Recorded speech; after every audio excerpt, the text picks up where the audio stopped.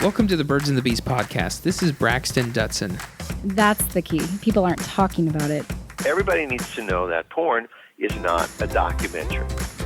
It's not like if we don't talk to kids about sex and sexuality, they're not going to hear about it. They're just not going to hear about it from us. They have tons of questions, they just don't know how to ask them. All you have to do is be one chapter ahead. You don't have to know everything. Just one chapter ahead of wherever your child is. Does it feel like sexual connection has taken a backseat to parenting? Are you just wanting your kids to get older for better sexual experiences? Have you ever asked yourself, what's appropriate to tell my kids when they wonder what we do in our room? Dr. Holly Richmond is a somatic psychologist, which essentially means she's most focused on body-based. She's also a certified sex therapist and licensed marriage and family therapist. Dr. Richmond has been featured in Vogue, New York Times, Netflix, NBC News, Forbes, and many other media outlets helping relationships across the world. And she's also a mother of 2 young kids and is putting the topic that we're talking about today to work for herself.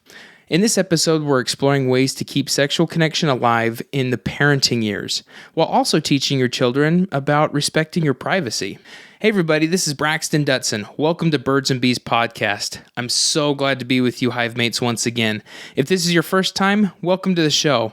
If you're a longtime listener, thank you so much for your continued support. I love having you a part of the hive.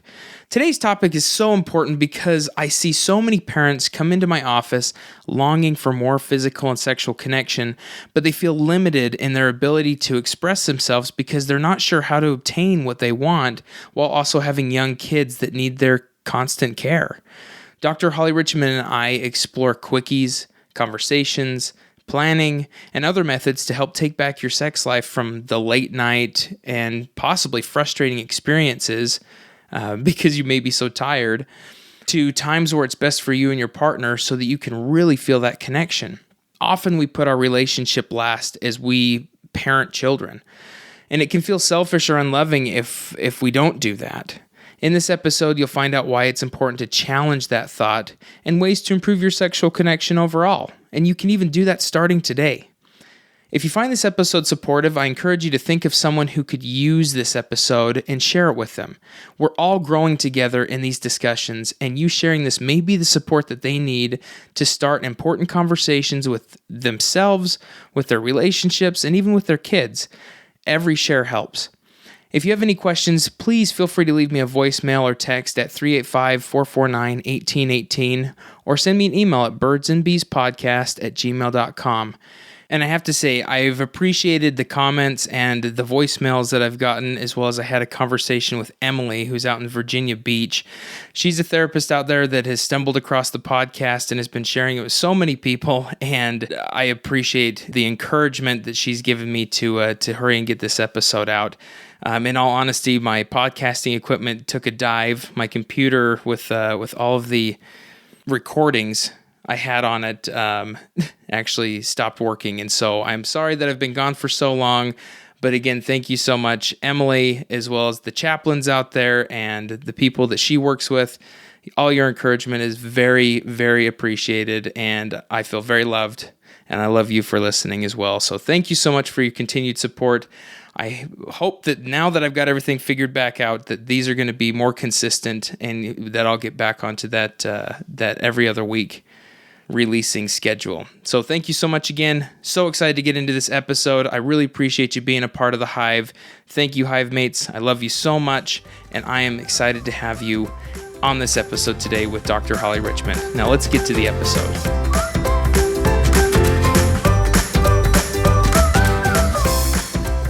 Hey everybody, welcome to Birds and Bees podcast. This is Braxton Dutson, and today I'm here with Dr. Holly Richmond. Holly, welcome to the program.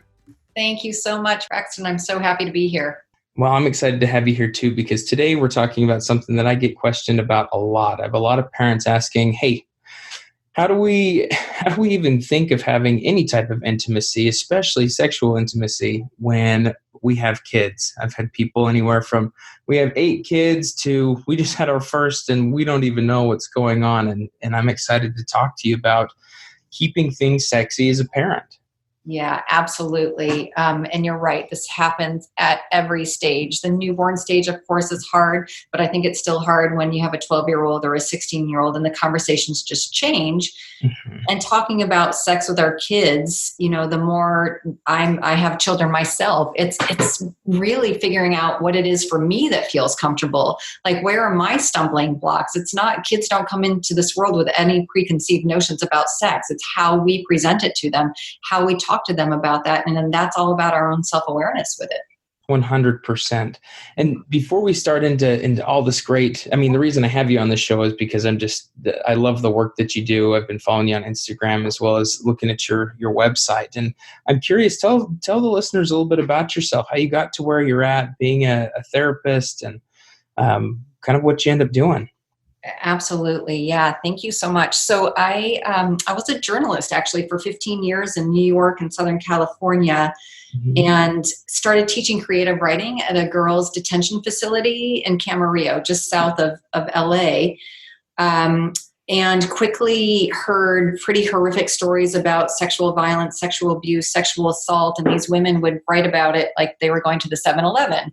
But, abuse was just such a prevalent part of their lives. And it was hard for me, horrifying, like all kinds of words, and it needed to stop. But of course, at that time, I didn't have the training for it. So that experience was life-changing for me. I went back to school, got my master's in clinical psychology, did almost all of my 3,000 hours at a rape crisis center, continued on and got a PhD in somatic psychology, meeting body. So I pay as much attention to what my client's body language is saying, pain concerns, all kinds of somatic issues, as well as what they're telling me.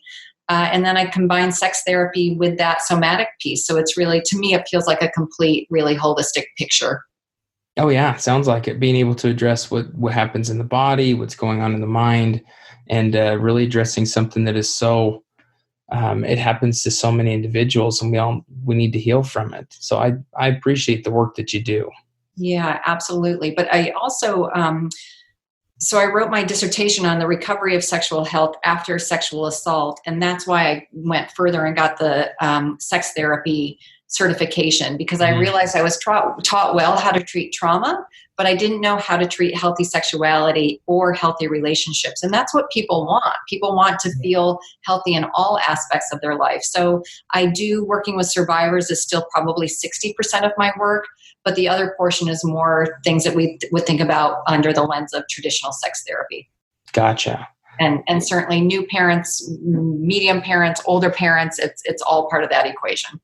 100%, which is a big reason why I brought you on today, because when we are talking about how parents need to focus on sexual connection, on intimate connection, physically, mentally, emotionally, spiritually, there can be a really big gap, just like what you were saying earlier. So starting into this, I'm curious about what, you've spoken to me a little bit, and you're talking about parents teaching kids about sex positivity being kind of a big part. And I was like, well, we're talking about parents having sex, and you're like, hey, we need to start out with teaching sex positivity. I was curious about why sex positivity tends to be so important, even as we're teaching kids, but also in the parental relationship. Absolutely. I think in the last several years, for sure, our definition of sex is changing. And it's changing for a lot of reasons. And Braxton, I know you and I will get this into this in another episode where we're talking about technology. But we've had to expand and redefine our definition of sex. So with that in mind, it has become very important for me to really figure out what is our foundation. And the most comfortable and natural foundation for me has been this one of sex positivity. So for me, that means all sex is good sex as long as it's consensual and pleasurable. I know that sounds very simplistic, really easy, but I still, time after time, with every new client I see, and they come to me with a sexual concern, especially, is this weird? Am I doing it right? Is this normal? I will do that equation in my head: consensual, pleasurable. All sex is good sex as long as it's consensual and pleasurable. So my belief is if we can check those two boxes, we're good. So for kids, helping parents understand their ideas, their beliefs about sex, and then teaching kids about sex. If we can come at it from a less of a shame perspective and really understanding what sex is, I think we're in a better position to teach, to heal, to feel positive about what we're doing sexually and relationally. Wow. Yeah, that does make a lot of sense. Being able to check off those boxes of consensual and pleasurable experiences, we can really grow from that in any direction that you want to grow at.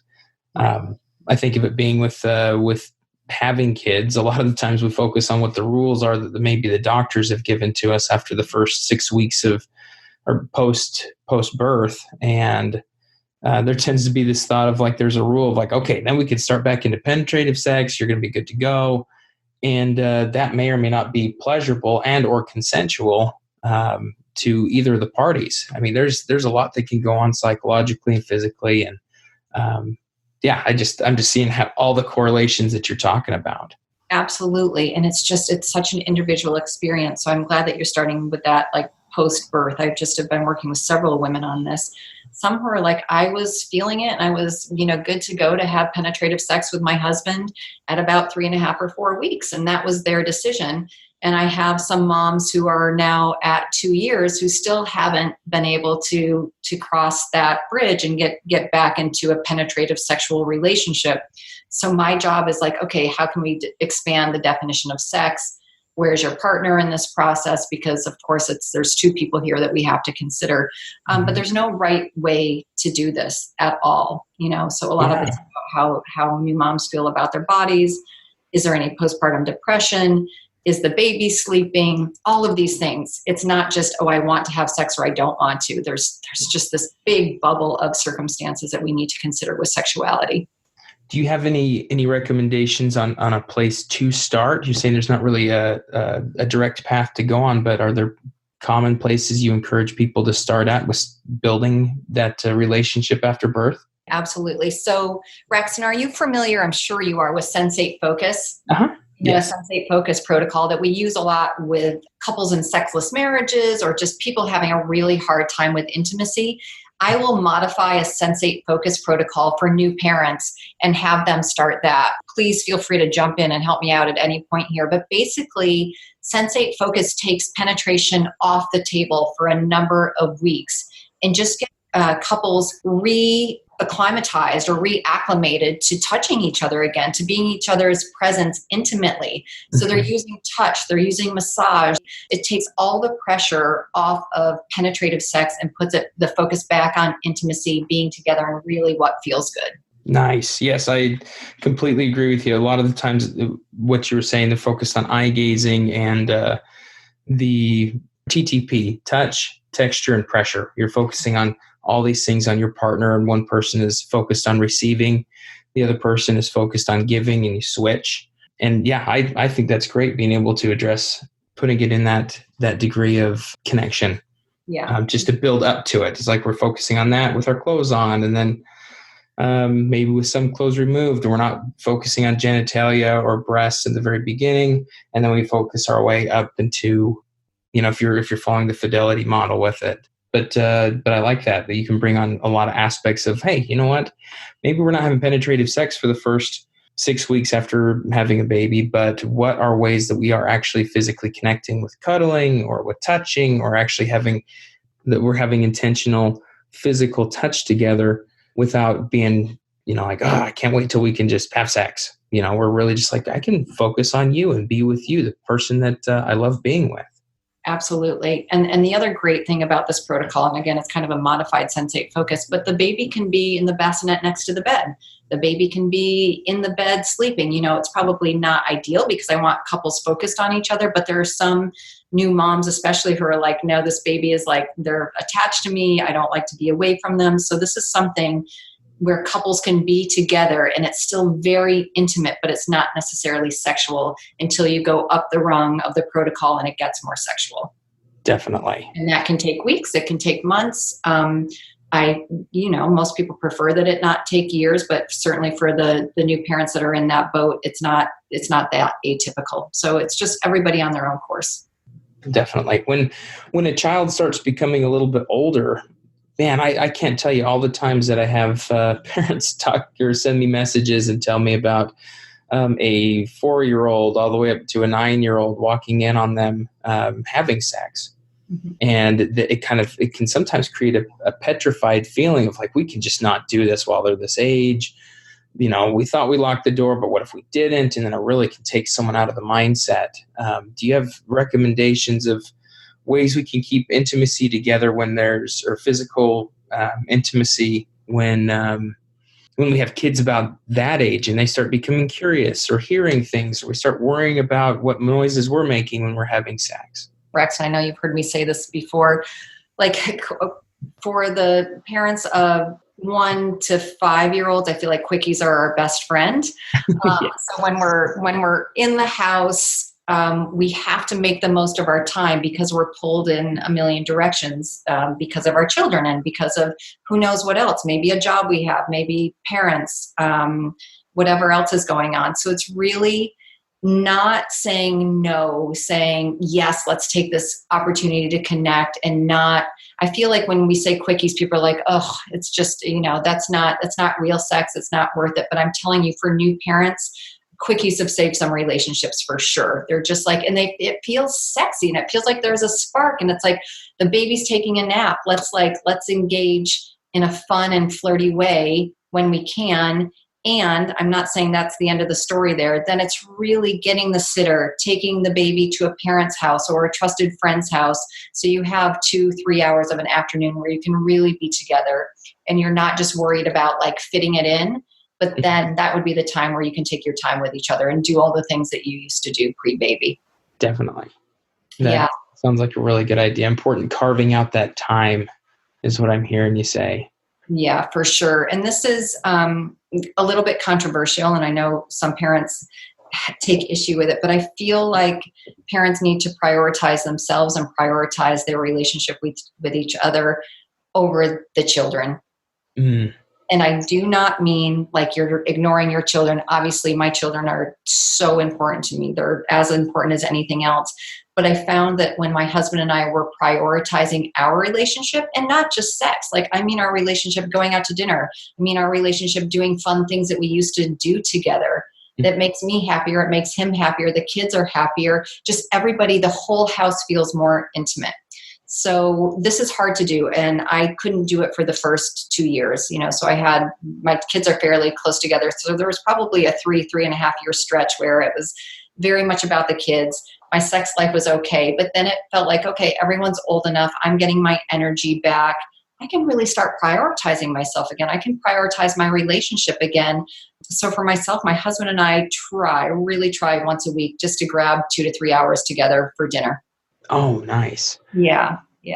And that sounds really important in the sense of, I constantly think of the analogy, or use the analogy of being on an airplane. When people are on an airplane, the first thing they're telling you about is buckling your seatbelts, yada, yada. And then we get to the point where the mask drop. It says, hey, if there's a drop in cabin pressure, or there's no oxygen left in the cabin, then we're going to drop these masks so that you have oxygen you can breathe from. And the first thing they say is make sure you put your mask on first and then assist others. I always find it interesting. Sometimes the first thing we want to do as humans is, no, I want to help someone else. I want to make sure that my child is taken care of. They need oxygen too. The reason that they have you take care of yourself first is not because they're like, hey, be selfish and don't worry about your kids. It's, if you pass out from lack of oxygen, if something happens and you're not available, then there needs to be someone else to come take care of you and your child, versus you take care of yourself. And even if you're, say, worst case scenario, your child passes out from lack of oxygen, you can put the mask over their head and help them breathe because you're breathing. Right. And it sounds exactly like what you're talking about right here. If we are saying, well, we're going to sacrifice a little bit of the relationship until the kids are in their teens or whatever, and we may be, for a better part of over a decade, not being able to experience the connection and desire that we want. And if we see the relationship starting to drop off or to pass out, if you will, the children see that, you feel that, and it can really be detrimental to a long-term relationship if that's what your goal is.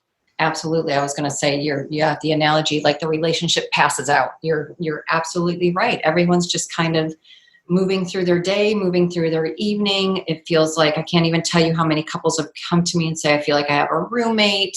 We're very good partners. We get stuff done. The household runs fairly smoothly, but there's no intimate connection. And most people get married because they want the intimate connection as well as a best friend, as well as a partner, as well as someone to raise kids with. But then the kids come into the picture and take the priority.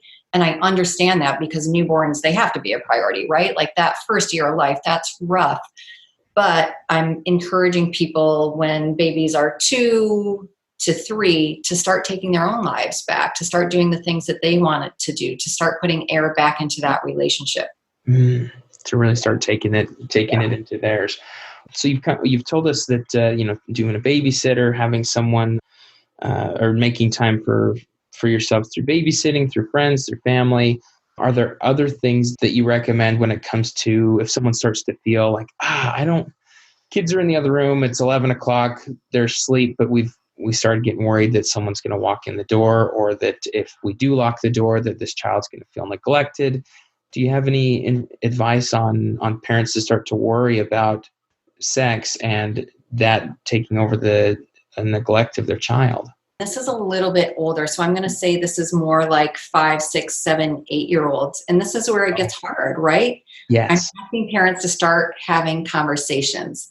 So the conversation would be, if the door is closed and there's a spoon hanging from the door, mommy and daddy are having a nap or they're having their private time. So we start these conversations about the need for privacy for everyone in their household.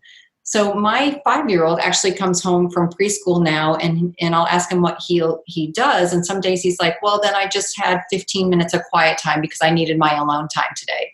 So 5-year-olds can even have this language. And depending on your child, some children really crave alone time, and some children are just more naturally social and like to be with big groups of kids.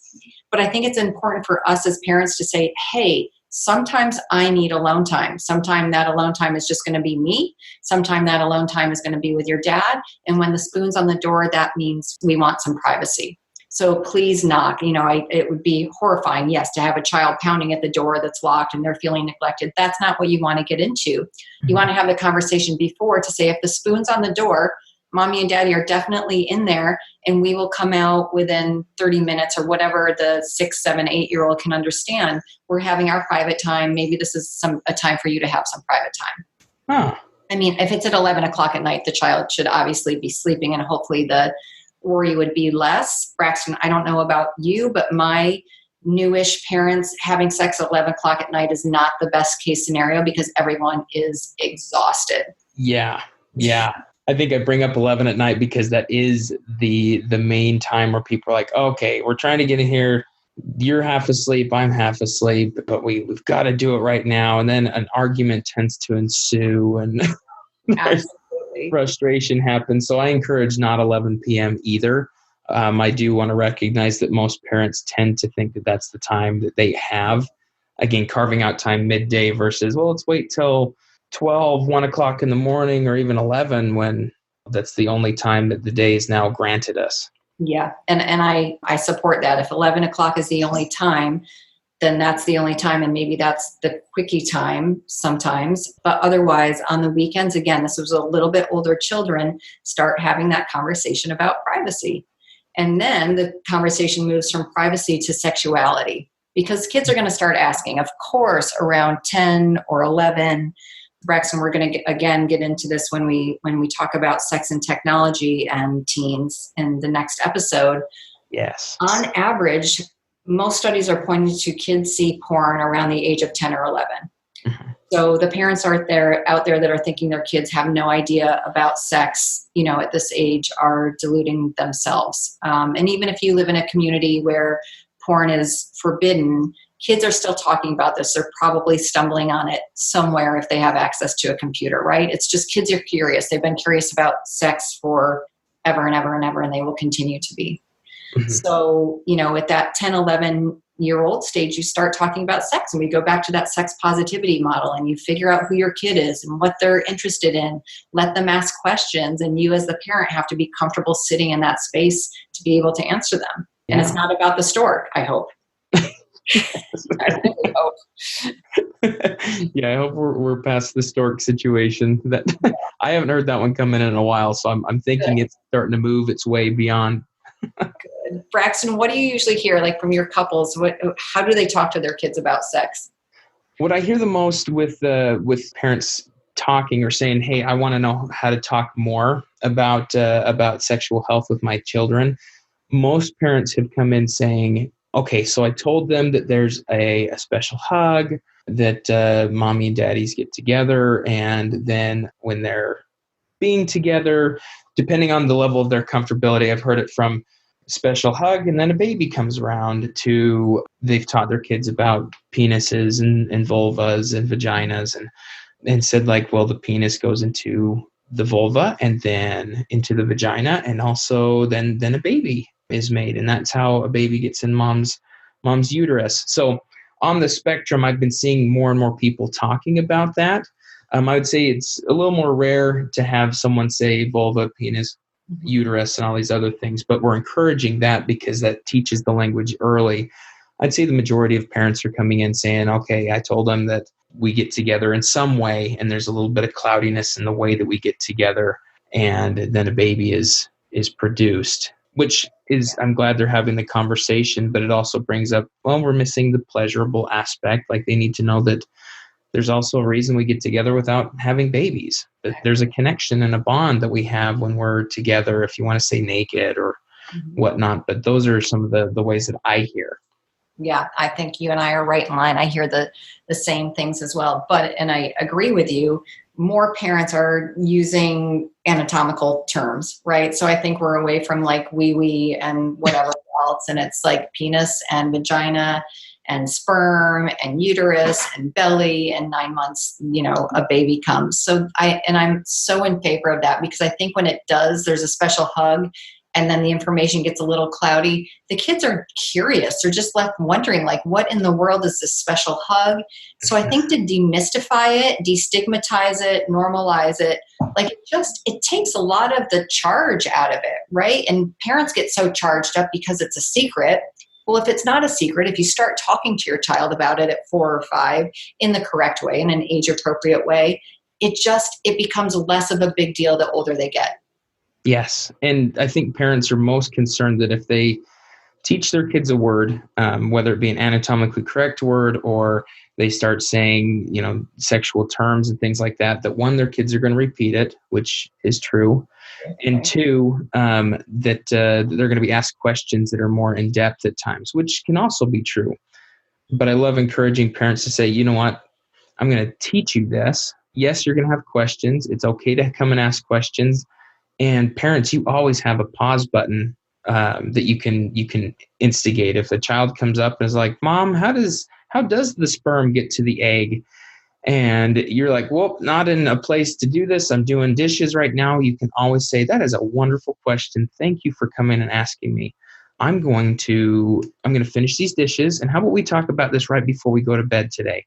Then you can go and prep and feel like you're ahead of the game a little bit, instead of feeling like you've got to field all of the questions that you're not quite sure how to answer, or you're unsure how you want to word it to them in the moment.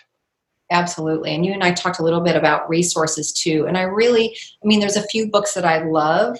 Sex is a Funny Word is a great one for this fairly young age group that we're talking about. So again, Sex is a Funny Word. So I'm going to say like 4 to 8-year-olds or so. But again, as you and I have talked about in the past, it's also knowing your child, because a 5-year-old is not a 5-year-old, is not a 5-year-old, is not a 5-year-old. Every 5-year-old is different. Their level of curiosity is different. Their level of language is different. So you've really got to know your child, what they're ready for. I think my big takeaway is to not give any misinformation. So obviously don't say the stork brings the baby. I don't know if there were any other, folklore stories in your home when you grew up about how babies arrive, but I would just say be as accurate as you can. A special hug, that's still good. That's great for a 3 or 4-year-old, but you need to be prepared in a year or two that they're going to ask, what is this special hug? So you're going to have to take it to the next step. Definitely. I really like how you're talking about everyone deserving privacy too, like encouraging privacy and connection with your children in that way, where it's like, hey, do you need some time by yourself? Oh, mom needs time by herself. Dad, us dads need time by ourselves, or however it is that you want to express it, but keeping that privacy. Is there a way to, from the privacy, is there a way to explore planned sex and spontaneous sex and working with kids' schedules instead of around the child's schedules? Do you have any thoughts on that? Yes, and I love how you say that, working with their schedule instead of around them. I think, parenting is different nowadays. When I was raised in the 70s and 80s, my parents did exactly what they wanted to do, and I was along for the ride, and I was very loved and very cared for. But I think parents today, it's all about the kids and their activities and their school, and there's just like so much more happening that we tend to cater our lives to their schedule. So again, this is just me encouraging parents to take their lives back a little bit. So let's start with privacy. So for me, I'm always very clear about making a distinction between privacy and secrecy. Privacy is the area where where good human sexuality lives. We all deserve privacy. Sexuality is something we generally do in private, whether it's just with ourselves or we do in private with our partner. And kids deserve privacy too. And obviously this privacy is not probably sexual in nature, of course, when they're 4 or 5 years old. But kids, like I was saying with my son, some kids just like privacy, to sit and read books, sit and play with cars. So with the spoon on the door, you could also give your child of that age their own spoon to hang on the door, which will be super empowering for them. And you have to respect it. So again, there's some logistics to work out around this. Like, okay, you can't put your spoon on the door when it's bath time or when it's bedtime, right? Because I'm absolutely coming in your room to get you at bath time and, come in to put you to bed. Mm-hmm. But if there's a time mid-afternoon on let's say a Sunday, 3:00, mom and dad are like, okay, we could use a nap, which means we could use some time for intimacy. We want to pull our spoon out. In the same way, if it was Saturday afternoon or the next weekend, if the child puts their spoon on the door, you need to respect that space. And I'm talking about like 30 minutes here. And parents, I wish you could have more time, but I'm a realist. I have 2 children in my house as well. It's just not going to happen most of the time. So those, again, there's what you can do when the kids are in the house to try to create some space for yourself. And then there's really, please, just encouraging people to find the most economical ways they can to get childcare, to get help, whether it's friends, family. I trade with moms sometimes. So like they'll drop their kids off with me so they can go have dinner or go back to their house and do whatever they want to do. And then they'll take my kids for a couple hours too. So no one's really paying each other. It's just friends and the kids are all playing. That's a great, using your resources, your community and resources, your relationships to also bring this to the table. I love that idea. Yeah. So then on to secrecy. So secrets are tricky, especially for kids, because secrets and shame are very analogous. When we're keeping a secret, that can often feel shameful. Secrets live in the shadows. Secrets are things we don't tell other people. From my perspective, I don't ever want that to have anything to do with sexuality. Again, sexuality lives in the privacy zone. It doesn't live in the secrecy, shameful zone. And of course, this is all things that parents have to work out for themselves. Is masturbation going to be okay in your house when your child is 13, 14 years old? Or is that something you're going to be comfortable knowing about? Is that something you're going to say, this is your private time and you don't really want to know anymore? Can your child come to you and talk about masturbation? Braxton, there's not really a right way to do it, other than the wrong way is to shame the child about doing something natural. That's pretty much the only wrong thing you can do there. Definitely. And I love what you're saying about when it comes to the secrecy and privacy. And you've already turned us in this direction of teenagers. We're thinking of teenagers in ways that they can self-regulate when they're alone, when they're with you, understanding parents need time by themselves. And that can be an asset that you can use as these children are getting older, that it's like, hey, this is mom and, this is our parent time. This is the time that we're going to have together. What do you do in your time? How can we honor that? Because in the teenage years, which we'll be getting into the next one with parenting, with teens and technology, this is very much going to be a part of the conversation of there's privacy, secrecy, and how do we teach privacy and how do we teach secrecy, or how does that come up and how can we address both of those so the teenager can feel that they've got their things. It's a part of their psychological experience that they are supposed to be distancing themselves from you and finding out who they are. And we want to help foster that as parents. So they need privacy. And then also we need to address that secrecy can be hurtful. It can be problematic, but how do you best support them in this way? And we'll be getting into that in the next episode. For sure. But you can already see the parallel. Like if mom and dad are constantly keeping sex a secret and they're, just kind of getting into a panic if the kids catch them and saying, oh, we weren't doing anything, rather than just being like, oh, we were just having private time. Can you give us 5 minutes? I'll be right out, instead of panicking about it. So the parents are already moving out of this, like it's a big secret that people are having sex in the house. Like, guess what? Once kids figure out where babies come from, they know you had sex. So there's no reason. They'll put it together. Like the cat's out of the bag, right? Yep. So again, talking about it through the lens of privacy and that it's something each of us deserves, and creating that respect in a household, just respect for every person's space. And each family figures out the best way to do this. If kids are sharing a room, again, they share the spoon on the door, they put a sign on the door. And helping kids understand to use their voice too. Like, I can't even tell you how proud I was when my son came home and said, I needed private, or I needed alone time today. I needed quiet time. I was like, oh my gosh, I don't think I would have been that empowered when I was 5-year-olds to say, I need alone time. And he just told me, he's like, I need alone time. I'm like, wow, awesome. High five. Nice. Yeah. Me neither. Not at that age. No. So I'm trying to think if there's anything else along this, but yeah, just shame and secrecy can be very tied together. Privacy and sexual health, I think those two go right hand in hand, especially for parents. Definitely. I think you already answered this question just a little bit earlier, but I'll ask again.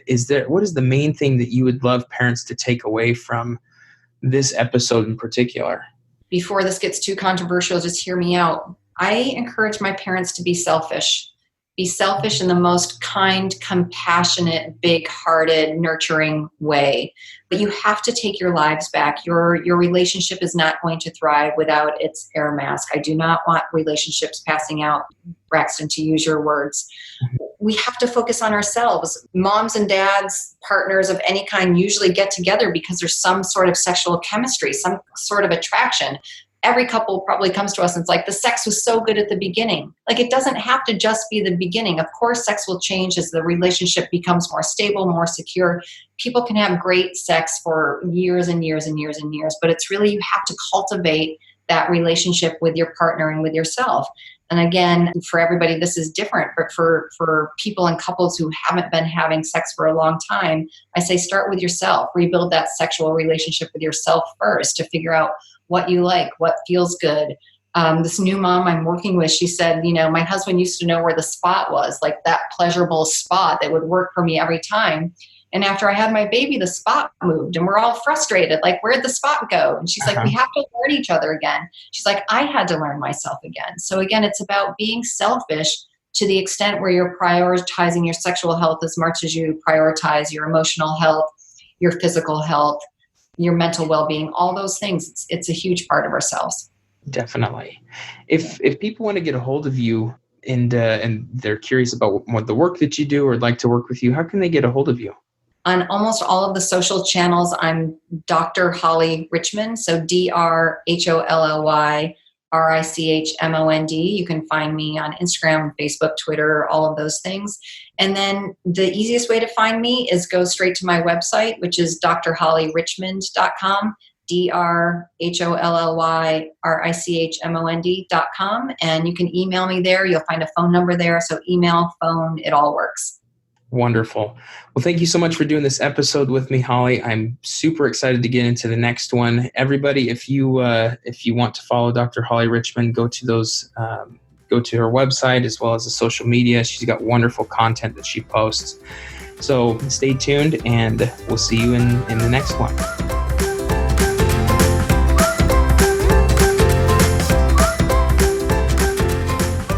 This has been another episode of the Birds and Bees podcast.